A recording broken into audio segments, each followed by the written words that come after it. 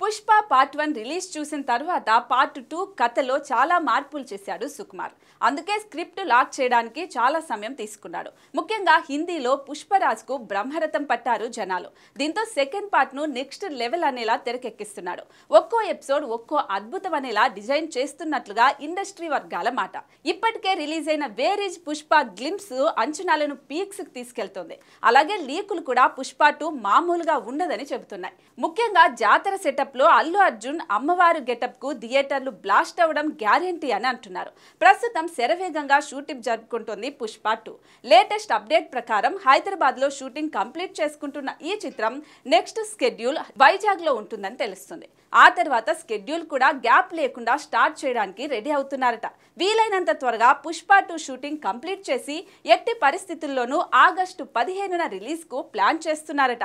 ఇప్పటికే ఈ సినిమా వాయిదా పడుతుందని ప్రచారం జరుగుతోంది. కానీ పుష్పరాజ్ మాత్రం అస్సలు తగ్గేదేలే అంటున్నాడు. రష్మిక మందన హీరోయిన్ గా నటిస్తున్న ఈ సినిమాను మైత్రి మూవీ మేకర్స్ భారీ బడ్జెట్ తో నిర్మిస్తున్నారు. దేవిశ్రీ ప్రసాద్ సంగీతం అందిస్తున్నాడు. మరి పుష్ప 2 ఎలా ఉంటుందో చూడాలి.